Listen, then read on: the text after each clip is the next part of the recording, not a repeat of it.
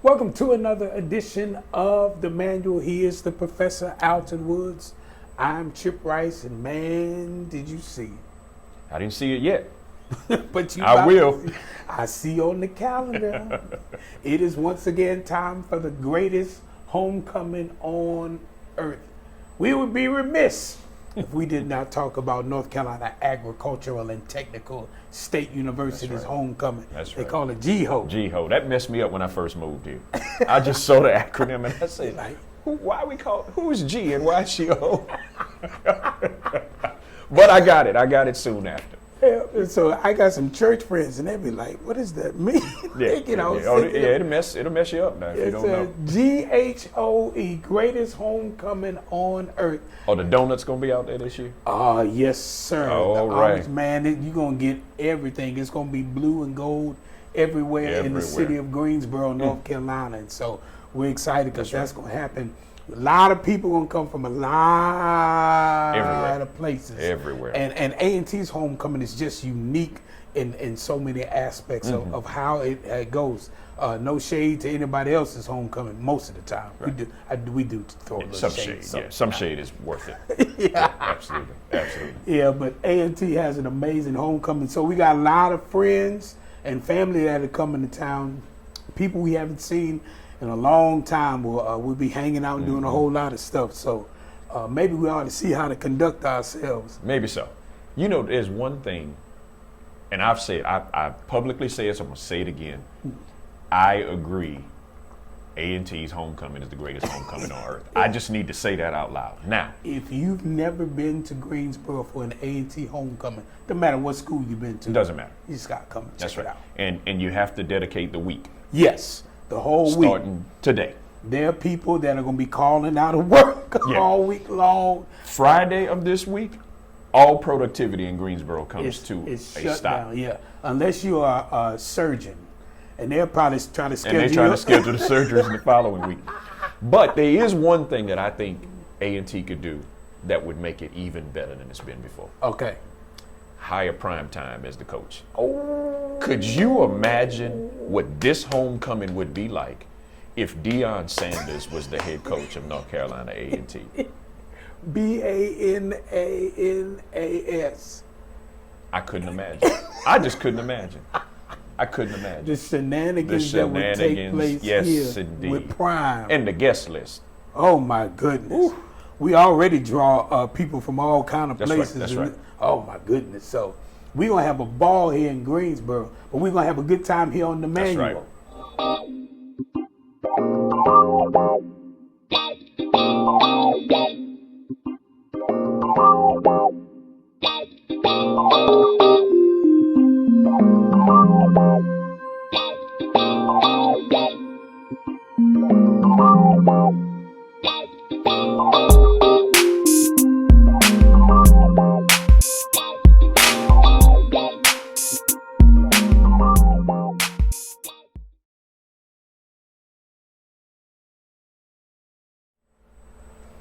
So we're talking about, last time we were on, we talked about friendship and we talked about the different dynamics in friendship. And I think one of the cool things about homecoming is there are people that literally I would not have talked to since a year ago. Exactly.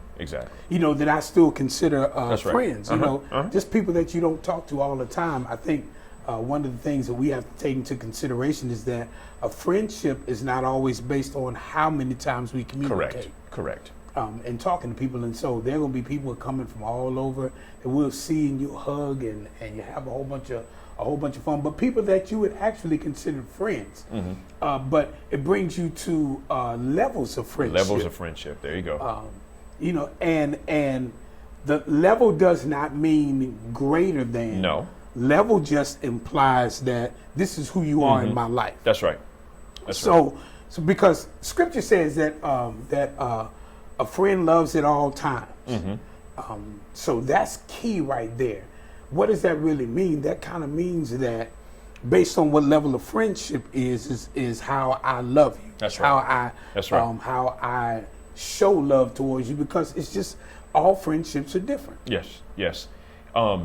So I'm sitting here looking at it, and we won't necessarily unpack all of this, but I do think it's interesting. So Aristotle says there's 3 kinds of friendship: friendships of pleasure, friendships of utility, and friendships of virtue. Right? Okay. And so similar vein in what you're saying, and that is, and I think sometimes we get messed up when we don't share the same definition of the friendship that the other person does. Yes. Right? So the friendship of utility, and this is just putting my spin on it, but if utility means there's certain things that we need each other for and do things together, but someone else believes it's a friendship of virtue or something different and deeper, but one person sees it as utility, someone can feel like they're being used in a friendship. Right. And so the definition, and I think that's the key part, the definition, because there's more than one type of friendship. It is. What does that look like? If you're okay seeing this person in October every year, that's the definition of the friendship, but they want to talk throughout the year, then there's a hit and miss in that friendship. You think everything's okay. They're harboring some sort of frustration because they haven't talked to you since last October. Right, not understanding that it may be absolutely cool. That's right. But you have a different expectation, and one of the keys to that is having a different expectation mentally and never verbalizing. That's right. You don't say that this is what I'd like to happen more as far as our friendship is concerned. That's right. Then you got to give me an opportunity to say, okay, hey, I'm cool with that, or I'm going to Or try. not. Yeah.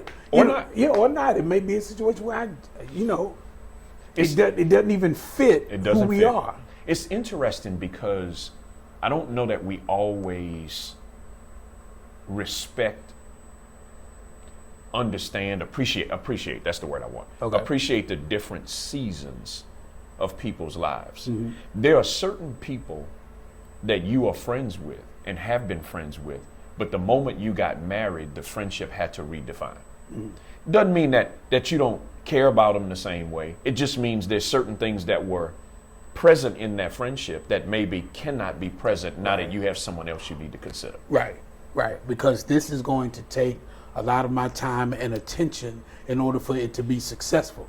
I think that a lot of husbands miss out on having great marriages because they're unwilling to let go of people that at this season in their life, they need to just either put a pause on or not put as much energy into, because now you got a wife.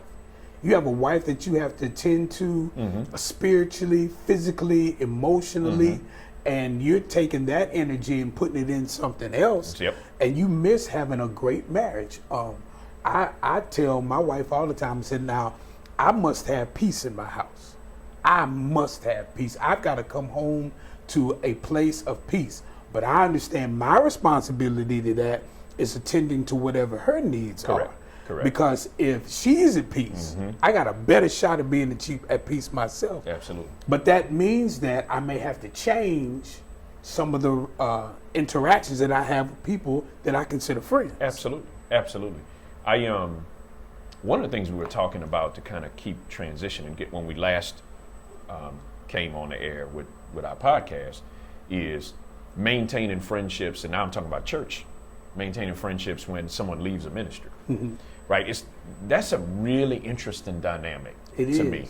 I've had situations where I felt like I was really close to someone, but they left the ministry that we attended together, and all of a sudden it felt awkward, or it wasn't an offense between us, you know what I'm saying, but it just felt different, and it felt like a lot more work than it did when we attended the ministry together. Right, because now it's almost as if you're wondering, am I loyal to this ministry if I'm still friends with this person? Right. And how do you handle that? How do you handle it?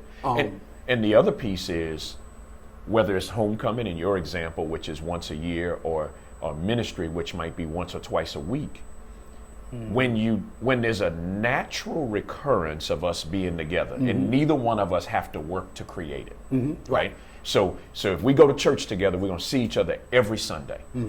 I don't have to call you at all during the week. I know I'll see you on Sunday. Because I know I'm going to see you. I know I'm going to see you by default. And so then when we stop going to the same church, we don't have that anymore.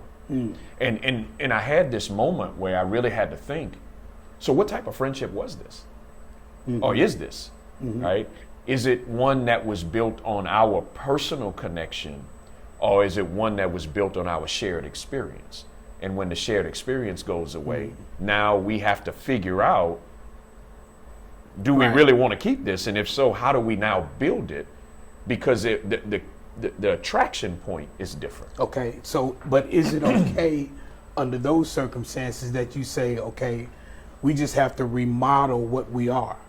Because if we've had any level of friendship, if the dynamics change where we're going to be together, it's a perfect case in point for me. So being at work, having people that I saw on a daily basis at work. Right. We don't see each other anymore now because I'm not in the same place that we're working in. Are you okay with the dynamics changing in our relationship and me still being able to call you friend? Right. Or what is it just friendship based on convenience, utility? Yeah, or once we remove the utility, now we are now dealing with how you manage relationships. Some people don't want to work at relationships, and friendship, marriage, doesn't matter what it is. Okay. And I'm not trying to be critical. I'm just saying it is what it is, right? And so if we work together, we don't have to work at it because it's already taken care of for us. Okay. If we go to church together or whatever it is we do, we go to the barbershop on the same day. You pick whatever the recurring event is. Then neither one of us really have to work at it. But the moment we have to work at it, now our ability to hold and nurture healthy relationships becomes a variable that wasn't even in place before. Okay, so here's a question that I have to ask then. Can you have a relationship that's not a friendship? I think so. Because it almost seems like that's what we're describing, that we have a relationship. Because now, so Jesus made the statement to his disciples. He said, I no longer call you my servants, I call you my friends. It's like, wow. Right. So I think that somebody could be offended from the standpoint of that we have relationship, but it's not necessarily a friendship. Correct. Because I'm only vested in what brings us together. Correct. I'm not vested in you wherever you are. Exactly. Wow. Exactly. We're both vested in the shared experience. Yes. Yeah. Right. But and not really in each other. Right. And I think maybe we have to be cool with that. Well, I agree. I think that the challenge is, it appears that the definition of friend is very fluid. And we can go all the way to social media. You have people who are your friend on Facebook that you might recognize vaguely, but at the end of the day, you don't really have a relationship. Because there are people that come up on my timeline and I see like they have a birthday, some event. I'm like, I don't really know who this is. Yeah, I don't think I know you. Or maybe I do. Yeah. Or I start looking through mutual friends or mutual experiences, school and all that, and I'm like, okay, so I must know this person from here. But so my point is, even beyond social media, I think people define friends differently. Okay. And so for me, friendship is a much more intimate experience, right? And I think the tough part is when the shared experience goes away. The hard part is now we have to think, were we ever friends?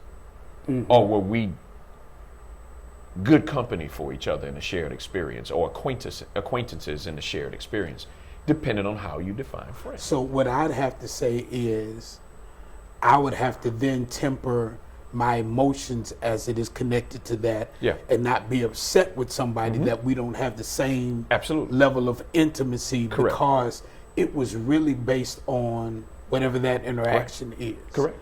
And so you don't want to not call them your friend in a negative sense. That's right. But you now understand that, okay, when we do this and when we're together, everybody's cool. There's no problem with anything else.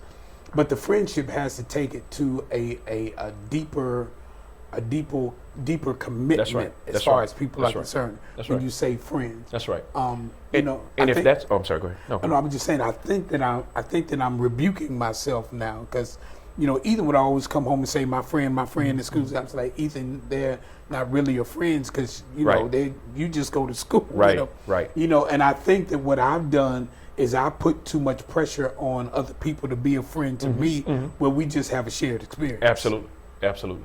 And it's tough because no one really wants to have that conversation. Because once, it's almost like breaking up with somebody. You know, once you consider yourself a friend, there's a natural tendency to want to hold on to that. But maybe the title was premature. Okay. Right? Okay. Or not inspected enough before it was given, if that's something that's hard to let go for you. Okay. You know, because I think about it. So when we worked together, I think we probably talk on the phone now more than we did when we worked together. Probably, Because when stuff happens, we'll call each other or text each other, even if it's a football game. But when we work together, we just waited till we saw each other the next day. We'd be in the office. Right? But that's intentional for us to do that. I don't think we went on vacation together when we worked together. I think after we worked together was the first time we went on vacation together. Maybe. It may be, yeah. Maybe, you know, yeah. maybe. I don't remember exactly. But my point is, we do different things now to maintain With our relationships. wives. Yes, with our Put that wives. out there. God, yes, with our wives. When we putting disclaimers out there in separate rooms. But anyway, my point is that so when the work shared experience changed, the friendship was worth enough. I shouldn't say that. Let me stop. We were vested enough in the friendship that we changed the other dynamics to maintain it. Right, to make the adjustment because the relationship in the friendship is important enough to say, okay, this cannot be limited to this. Cannot be. This has got to go beyond this, and that's how like you said, vested we are in the relationship. Right. So I think that maybe sometimes we put too much pressure on people because when we hear the word friend, you start to think of immediate connection in there. You know, do whatever it is need to be done, and that's not fair to put that kind of pressure on people who are not as vested in it as really you think they should as you think they should be. Right. Exactly. That's the right phrase. Because they may be vested at the level that's comfortable for them. But if you decide based on your own definitions what level they should be vested in, that might not be fair to them. Yeah. Especially if you hadn't had that conversation. Right. And that conversation has to be had. I was just sitting here thinking through my mind how I have some friends that I've had since elementary school, you know, middle school, high school, some other people that we were friends in that setting or we were in relationship in that setting. And we know who they are. That's right. It's just that we don't have a bond that causes us to go outside the parameters of whatever brought us together. Yep. You know, so I think that maybe we need to learn how to not put so much pressure on people to be something to us that was never intended for them to be. Absolutely. You know, and just enjoy whatever time you have together. I'm gonna have a ball seeing all these people and remembering faces and everything else and to be like, yeah, I remember you such and such. Now you gotta make sure that if somebody walks up on you and they're looking at you, you say, hey, and you know their name and you don't think that they know yours, they say, it's me, such and such. Right. Don't tell them. You know, they're trying to figure it out, gonna make you feel bad that you'll remember their name. Yeah. But it'll just be cool seeing people that have, like you said, a shared experience. That's it. Which is okay. And that is okay. It's absolutely. Especially if both people are okay with it. Yeah. That is the only requirement, that both people be okay with it. Wow. Be okay with it. Wow. Be okay with it. Yep. So, check your friendships. Yep. Check the demands that you're putting on other people. They may not be warranted. And enjoy whatever time you get to spend and whatever interactions with the people that you deal with. It'll take a whole lot of pressure off of them and off of you. That's right. In my estimation. And you know, don't be afraid to ask questions. Okay. Meaning if you're unsure or starting to feel like you're not getting out of a friendship what you're putting into it, then maybe we should ask, are we friends? Yeah. Like, and what does that mean to you and why are we friends? Right. Or you may have to understand that you're going to bring more to the friendship than they are, and you have to be okay with that. I am a firm believer no relationship is truly 50-50. It is never. Someone always needs it more than the other person. Right. Now, right. that hopefully is 55-45, right? Right. But over could time, be- it flips. It could flip. It absolutely Yep. flips. It could flip. In your marriage, somebody wants to be married more than the other one all the time. Now, that doesn't mean that anybody wants to get out. I'm just saying Right, yeah. someone is more vested in it and carrying more weight at a given time. I think in a healthy relationship, friendship, whatever ship we're talking about, is that fluctuates over time. One person won't be the one carrying it all the time. Right. But there's seasons where you absolutely are going to work harder for a friendship than the other person does. Yeah. And hopefully that flips at some point. Right. And that's okay. And that is all right. That is okay. Wow. This is good talk. This is good talk. Make sure you like and share. Get this out to your friends. All 4,000 of them. Right. Let them know, hey, this is good conversation to figure out, how I can make sure that I stay balanced That's right. as far as my relationships are That's right. concerned. You can find us on Twitter at the manual for the number 4U, on Instagram, on YouTube, and of course on Facebook. We love to get your comments and your feedback concerning friendship. He is the professor out in the woods. I am Chip Rice. This is the G-Ho edition Of the manual. of the manual.